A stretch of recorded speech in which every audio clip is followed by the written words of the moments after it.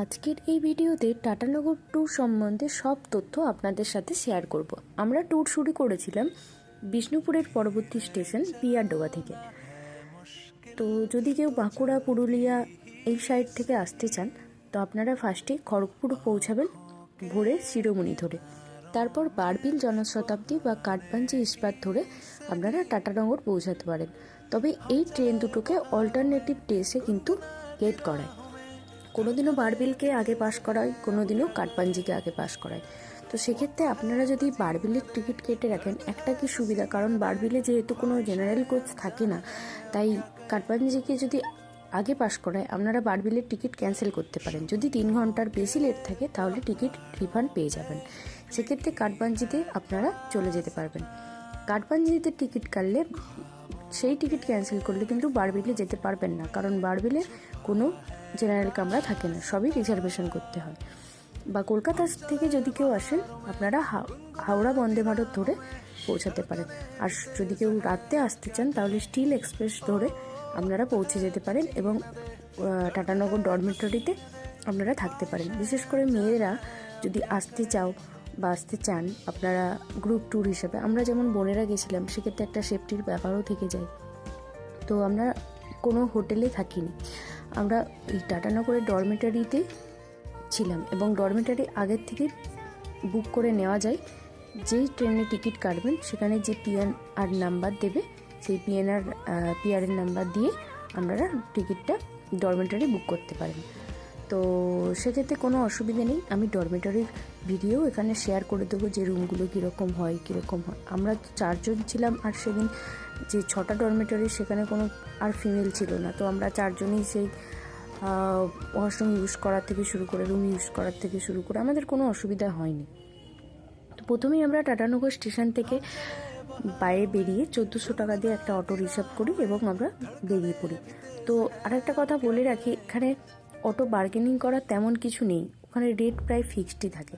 তো আমরা যাকে পেয়েছিলাম ড্রাইভার হিসাবে, ইনি খুব ভালো মানুষ বলতে তিনি কোনো বিরক্ত তো হননি। সারাদিন আমাদেরকে ঘুরিয়েছেন একদম সন্ধ্যে 8টা পর্যন্ত, কোনো বিরক্ত হননি।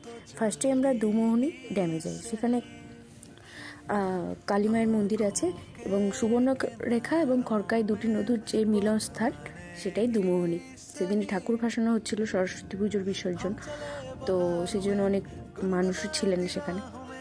দুমোহনী দেখে আমরা যাই চান্ডিল লেকে।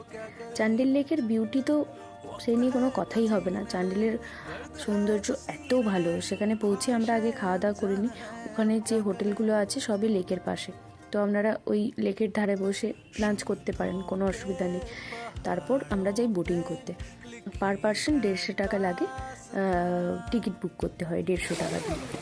তো সবাই তো ফার্স্টে ভয় পাচ্ছিলাম যে তো জলের মধ্যে মানে ফার্স্ট টাইম বোটিং করছি, তো সেক্ষেত্রে ভয় থাকলেও বোটিং সত্যি খুব মজার হয়েছে, আমরা সবাই খুব মজা করেছি।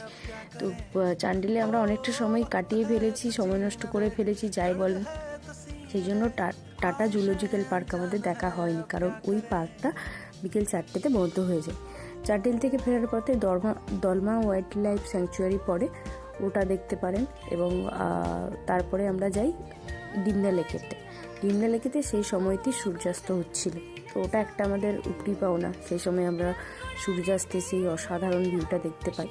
তবে হ্যাঁ, শীতকালে একটা মিস হয়ে যায় যে লক গেটগুলো খোলা থাকে না, কারণ জল তো কম, তো সেক্ষেত্রে ওই যে জলের ফ্লো বয়ে যাওয়া ওটা একটা দেখতে পাওয়া যায় না। শীতকালে ওগুলো সবই শুকনো।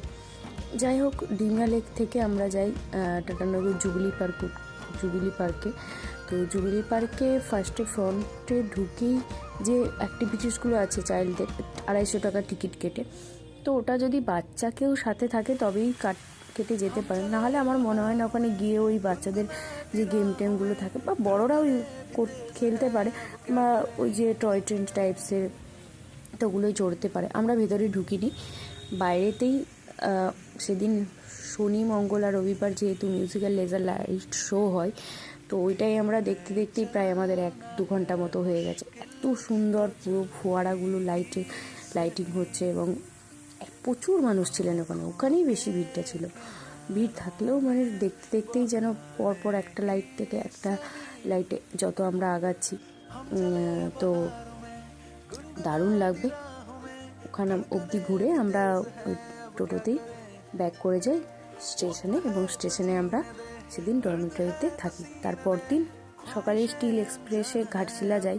ঘাটশিলা যাওয়ার পুরো তথ্য সেটা তো আমি ভিডিওতে দিয়েই রেখেছি, আপনারা চাইলে দেখতে পারেন।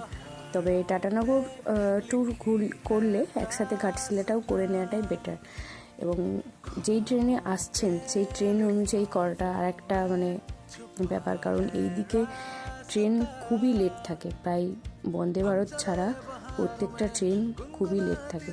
একমাত্র স্টিল এক্সপ্রেস যদি রাত বলেন বা সকালে বলেন, এইটি একমাত্র টাইমে থাকে। বাদবাকি কবে বারবিল, কবে কাঠপাঞ্জি ইস্পাতকে পার করাবে, আর একটা যে ট্রেন ফেরার ঘাটশিলা, কোনো ঠিক নেই। এগুলোর কোনো আশা করবেন না যে আপনারা টাইমে পাবেন।